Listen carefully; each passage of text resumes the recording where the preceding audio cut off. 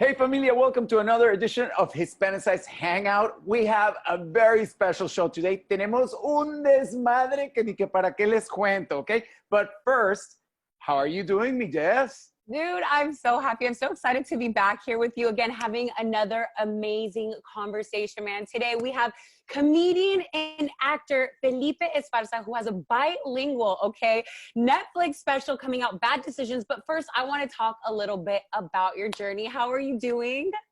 I'm doing great. Thanks for having me. Thank you for being with us. Yeah, thank you for being here. Something I really quickly wanted to bring up first is that you are from Boyle Heights. I mean, you grew up in this area, and I want you to know that I'm literally broadcasting live from there right now.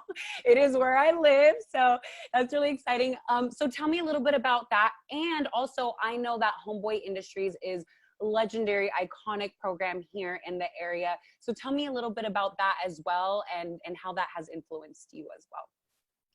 Well, first of all, I did grow up in Boyle Heights, and back in the early 80s, I went to Utah Elementary School, and Nice. Utah Elementary School is inside the Aliso Village housing projects. And I grew up with Father Greg Boyle from Homeboy Industry. Back when I was a little kid, it was called Jobs for the Future. And then when they got more money, they incorporated into Homeboy's Industry. When I was on Last Comic Standing, they interviewed all the contestants. What you gonna do with the $250,000 if you win? Everybody was saying, I'm gonna give it to, I'm gonna buy a house, I'm gonna buy a car, I'm gonna pay my bills. Me, I said, the first thing out of my mind was, I'm gonna donate some of the money to Homeboy Industries and help out Father Greg Boyle. Wow. Because I remember at the 6 months before I was on Last Comic Standing, they were having a fundraiser. And I remember I put up a comedy show with a speaker and a microphone for him and charged $25 to get in, and we gave him $4,000. Wow. Wow. I mean, I just have to say, Felipe, your journey has been, it's inspiring, it's inspirational and aspirational. Born in Mexico, grown in Boyle Heights, but you spoke into existence your career when you said, I want to be a comedian, and then you went on to win the Last Comic Standing. So you win Last Comic Standing, and then the rest took off. How was that life changed? Like how, that whole adventure started? Man, life changed immediately, man. You know how they say that money changes everything, but nah, man. People don't change, we don't change. It's the people within a 5-mile radius of us that change. Yeah. All of a sudden, the third cousin is your brother now.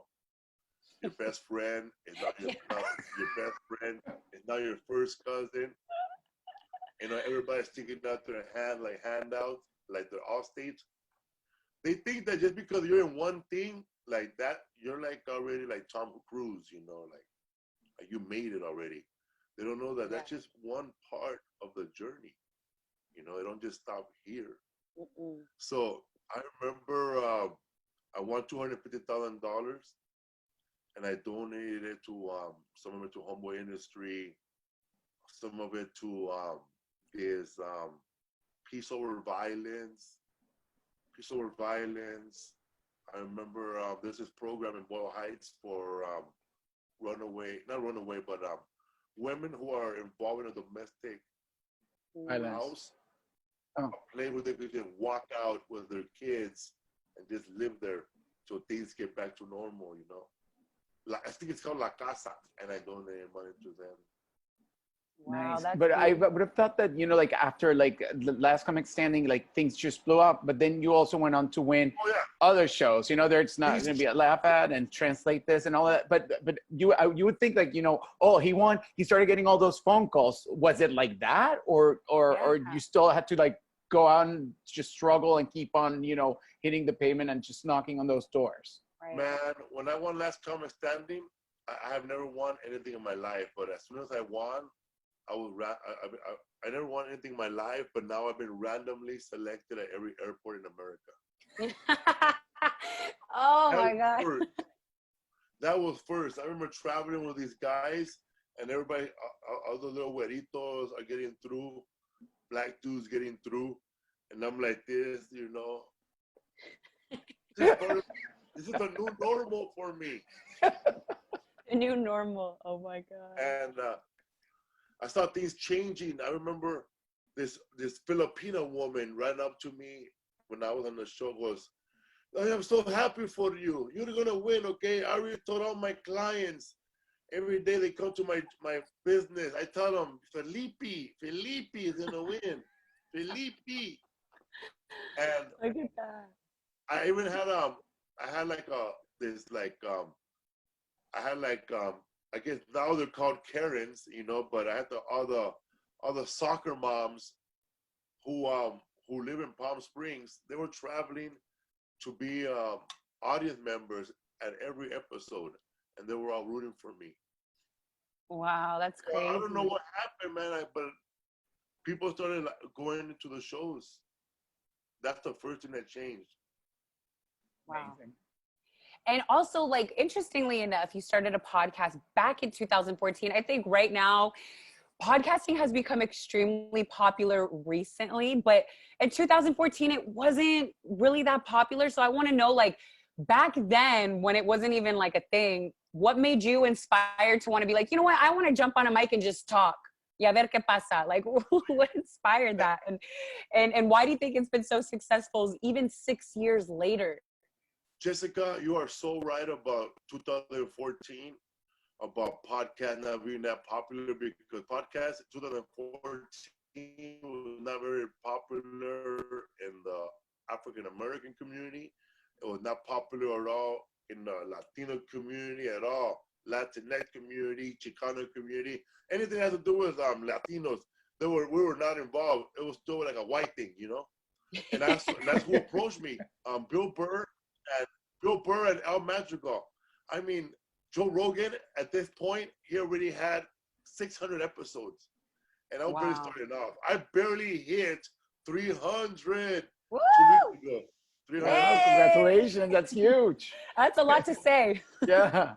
I tell you, man, El Madrigal from All Things Comedy, he wanted to have a Latino podcast, a first one on their network, because they had all the white ones. You know, they had Tom Segura and his wife. They had Ari Shafir. They had Bert Kreischer. Mm-hmm. You know, but there was no Latino ones. So he was trying to group me with somebody. First, he said, Felipe, how about you and Chingo Bling do a podcast? I said, that's cool, but Chingo Bling had just moved back to Texas. Like, he was living in Boyle Heights for a little while, but then he went back, so him and I couldn't do it. Then he told me about me and another comedian, Johnny Sanchez, or Frankie Quinones. Then I said, you know what? I'll just start my own What's Up Food podcast. And let me tell you, man, we have gotten guests. We have had guests that I'm proud to say that they were on our podcast first, and now they're on Netflix doing documentaries. Like, amazing. But you see that I was gonna say, like, we're gonna get into El Chisme, because I want to know who are some of your favorite guests that have been on the podcast. Yeah, favorite. Like, if you could redo that day, who would you choose? Yeah, I have 3 right now. Okay. Actually 4. First was Miklo from Blood and Blood Out, David Chapa. Okay. He broke down finally what we all wanted to know about Blood and Blood Out and American Me. Is it the same movie? He said, hell yeah. He said the guy who wrote Blood in, Blood Out and American Me was a huge book. And Edward James almost came in and bought the Latino version of the story. And the guy who did Blood and Blood Out bought the American version of the bald guy, JD. Wow. And one American movie was produced by, I think, Warner Brothers. I could be wrong, and you're going to believe this. Blood in, Blood Out was produced by Disney. That's why you get all those characters, Dopey, Smiley, Happy. Oh my gosh. So that must have been interesting having that on your podcast and getting all that inside info. Like, what? If you're a nerd of that stuff, it was perfect. And we had a guy named Frankie Carrillo who was innocently accused of a murder and got out 21 years later. Wow. Wow. And right now his documentary is on Netflix. But you had him on your podcast First. Woo, that's the best. That's the best. But the way we met was funny. I was coming out of I was doing blood work in Glendale, and he was coming with his baby. He had a little baby. And then he said, "Hey man, I voted for you. All my friends voted for you." He goes, "Thank you. Yeah, we're all in prison. We voted for you." He goes, "Yeah, we have cell phones in our cells. We voted for you." And the thanks. That's Anyway, awesome. he goes, "I just came out of prison. I was wrongfully accused of a murder, and I beat the case." And so I had him on a podcast.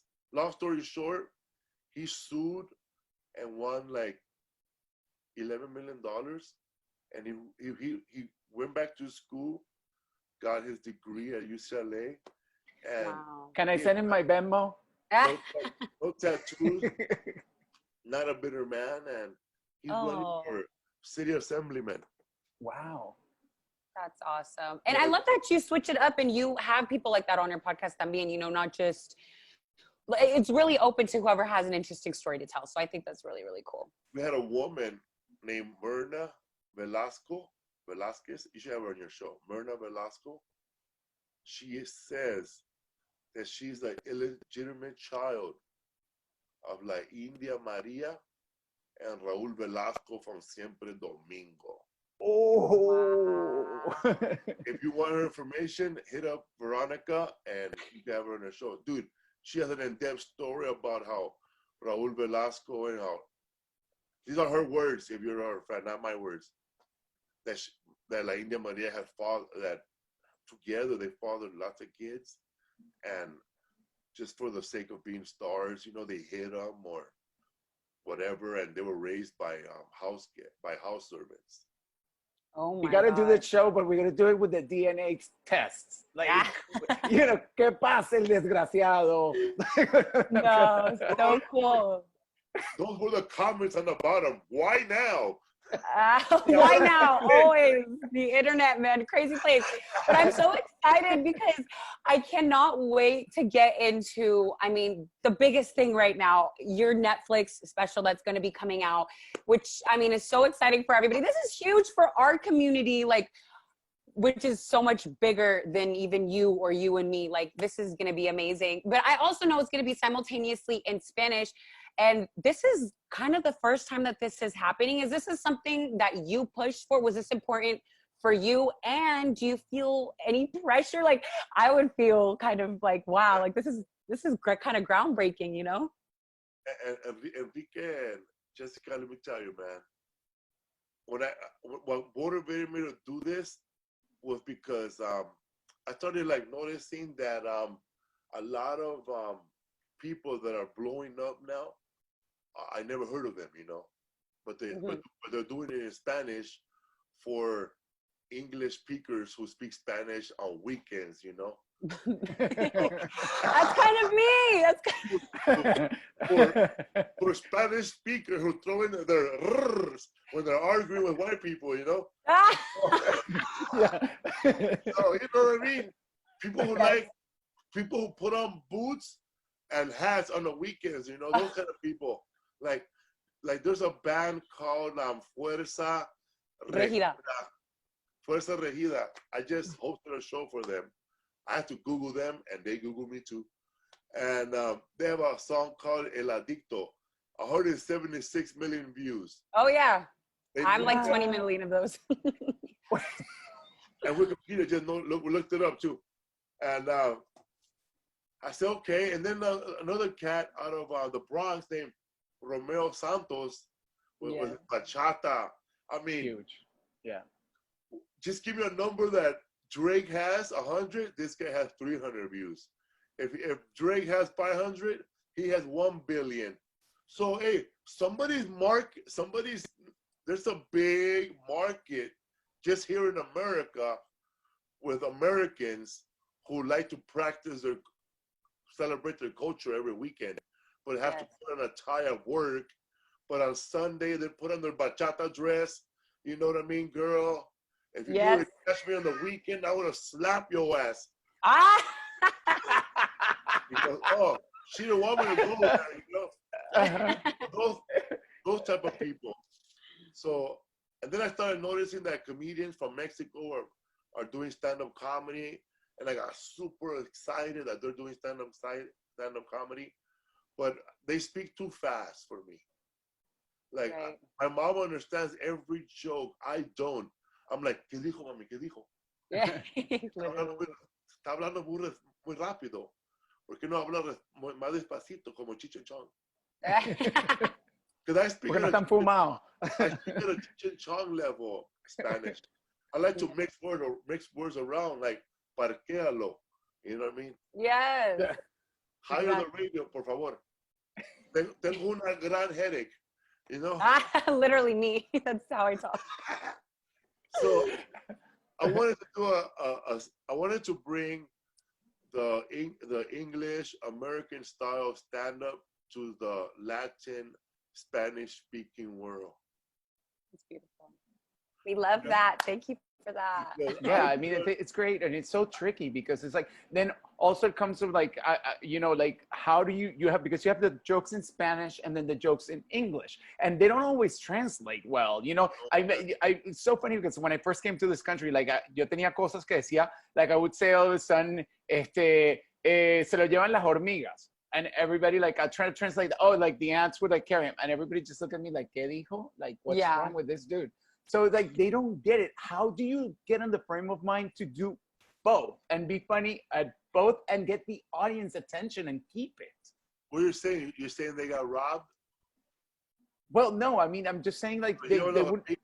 Oh, like yeah, se lo llevan las hormigas. That would be like, it's like he's so, like in Venezuela it means like, you know, like he's so slow and he doesn't get the joke or something like that, that ants would carry him and they wouldn't even know that he was carried by ants out. See what I'm saying?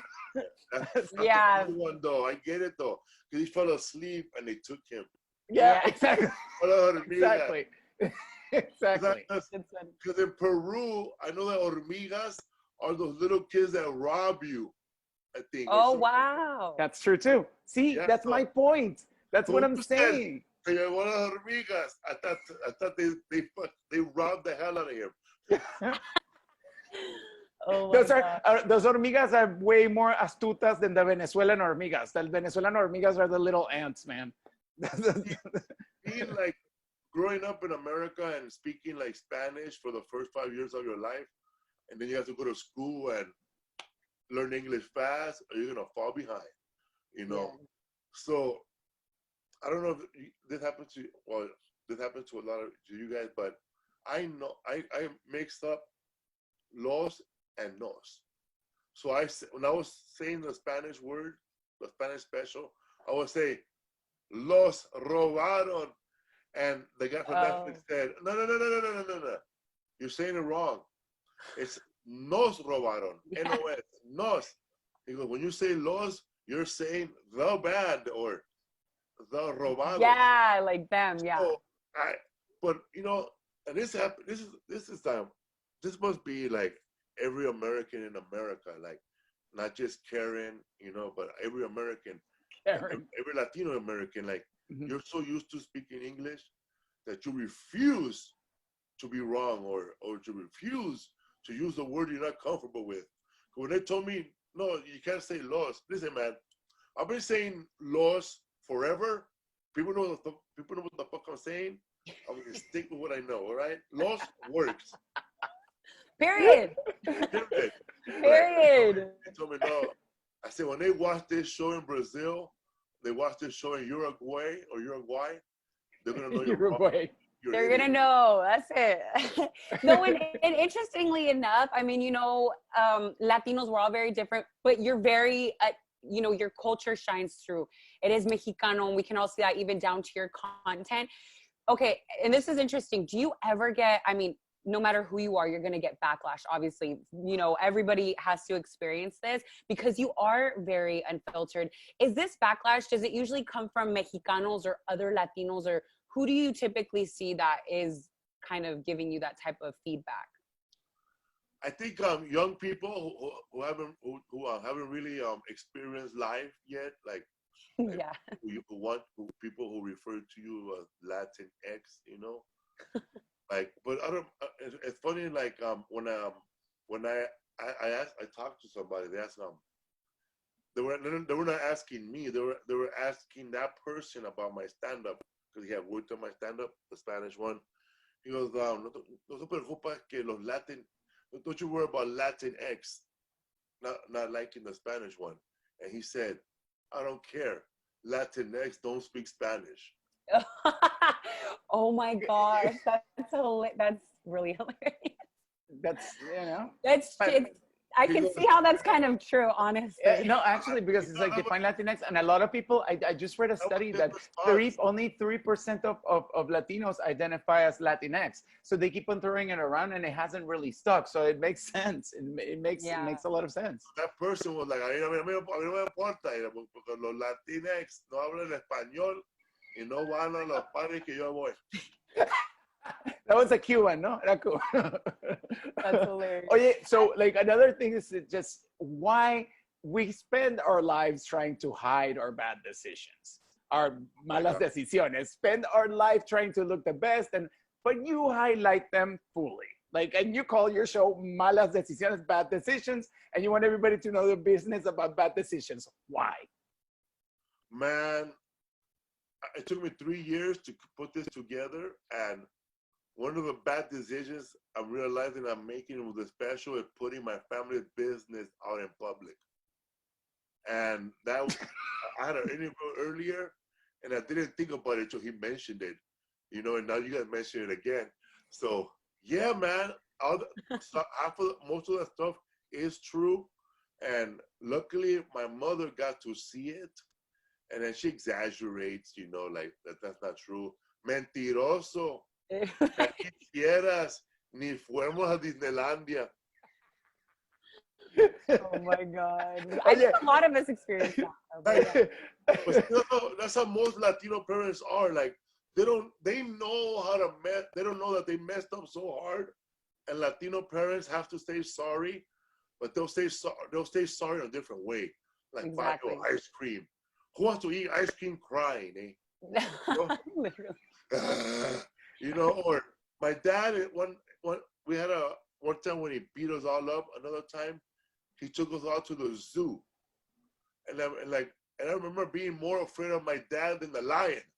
Yeah, that part. I was like, the lion was crying, he was going, rah!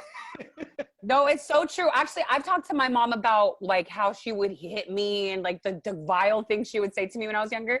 When I grew up, I had this talk with her. She's like, "You're exaggerating. Like, ¿por qué mientes?" And I'm like, "I'm not. Like, why?" Don't get me started on that. My mom, after she saw my set, she saw that what I talked about, and then like I thought she was gonna say she liked it. She said, "You always mention the bad parts, huh? No te acuerdas lo malo, cabrón." Te iba a decir, I was going to say que a mí también me daban duro, y mi mamá, pero a mí mi mamá me decía, she would say to me, it's like, vas a llorar, ¡pum! Ahora para que llores con gana. I'm like, so talking about parenting, we have a clip that we want to share of your show where you're doing some parenting that is a questionable. Questionable. So let's take a look. One time my son and I were at 7-Eleven. There were these young millennial guys outside. "Hey, sir, can you buy us some beer?" So, "Well, give me the money, fool." They give me like $30. I tell them, "Bro, go hide behind the alley, bro."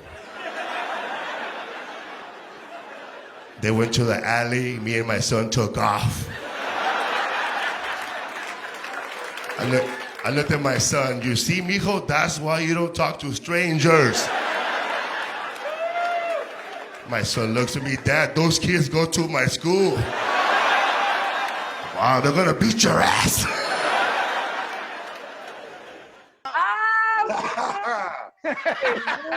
Dude.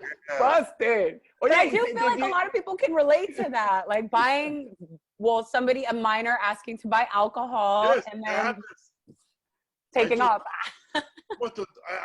I must have done that a couple of times. But see, as that's a bad decision because now I can't go buy groceries there no more. Oh, you have been blacklisted. Did you at least get to keep the money? Those kids are looking for me now. He's on their wanted list. Oh my gosh. No, but honestly, all your clips are amazing. But just to kind of hone it back, because we are we're going through a really tough times right now. I know Latinos were all experiencing the effects of COVID and everything. And we are more prone to getting the coronavirus. And also some would say erased politically more than ever, erased from the Emmy noms. And you have come to give us some comedic relief while giving us that visibility during this hard time is so amazing. So thank you so much for that. And I want to know, what is your message of hope and reassurance to the Latino community as we are now entering September of 2020 already? September. What? That's crazy. Right now, man, for my Latino community out there, if you're watching this or you're listening to this, or you want to do something, or you want to write a movie, I would say start writing a movie right now, and every day write one whole page, of whatever you think about it's going to be in your movie, or whatever song you're thinking about writing, I would say make it a habit right now of writing down your diary, your memoirs. Oh, there's a lot of bad stuff going on, a lot of good stuff going on, and a lot of people later on in the future. I'm serious, man. Like 30 years from now, you're gonna want to know what really happened. Of course, it's gonna be on the internet, but teach people not people don't share everything, like your personal thoughts. People want to know that. Wow, that's really interesting. That's a different because we've capsule, Yeah, we've been asking a lot of people this question. Oh, continue. We're like in a time capsule right now, like we're not allowed to go to certain places like before. Like I was reading this sad article, that LA Zoo is closed, right? So the animals that are used to seeing people tapping on the window, every morning they look for them. Wow. The lions and the gorillas are happy that nobody shows up anymore. They're doing their business.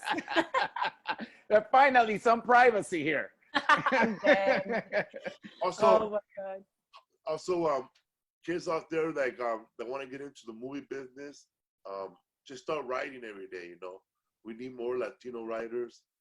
We need more people behind the camera. More people who work behind the lights. And wood.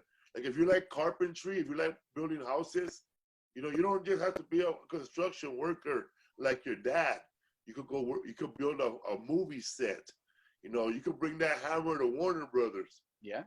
Right. True. And whatever you liked, if you thought of, you want to build like you being a soldier, like build a base or like a castle, like it's like the sky's the limit with what you can do with your dreams. Because I remember I saw this comedian do a TED Talk at the Montreal Comedy Festival, and he was talking about how this goes out to all you Hollywood agents, all you producers. Right now, on my phone, I have a recording studio. I have a movie editor. I have a cameraman. If I really want to really focus just on my phone, I don't need none of you guys. Yeah, True. absolutely. We have right. all the tools at our fingertips and we can make it happen. And I know we have been doing a speed round. This is the last thing we're going to do. We're going to ask you a series of questions. And the first thing that comes to your mind, we're going to power through these, okay? Okay, here we go. What do you miss most this year due to COVID-19? Eating in a restaurant. Okay. What have you been binging or watching? Oh man. So many Narcos, the British Bake Off. Okay. Speaking of food, what's your favorite comfort food that maybe shouldn't be? Fideo and mayonnaise. Okay. Favorite comedian or actor growing up? Paul Rodriguez, Richard Pryor, Eddie Murphy, Rodney Dangerfield. Okay. And I know during this quarantine, it's hard to find motivation to shower. When was the last time you showered? I showered the day before yesterday after. Okay, not bad. That's pretty good. We appreciate the honesty. Yeah, we do. But you know, it's funny, man. Like, I could have said I jumped in the pool, but I remember my mom told me that don't count. Oh my God. You know, like, I jump in the pool all day, but I don't take a shower. Oh, amazing. Well, Felipe, we cannot thank you enough for taking the time to talk to us, man. And best of luck on absolutely everything, right, Enrique? Which you're going to kick behind, because we're all going to be watching your special on Netflix. And may this be just the beginning of many, many, many, many, many, many more, because you deserved it. You worked hard and you're an inspiration, man. So thank you so much. Absolutely. Everybody, make sure you tune in on September 1st to Netflix and catch Bad Decisions or Malas Decisiones or both, because guess what? It's bilingual. Let's go, baby. And again, thank you so much, you guys. This is Hispanicize Hangout.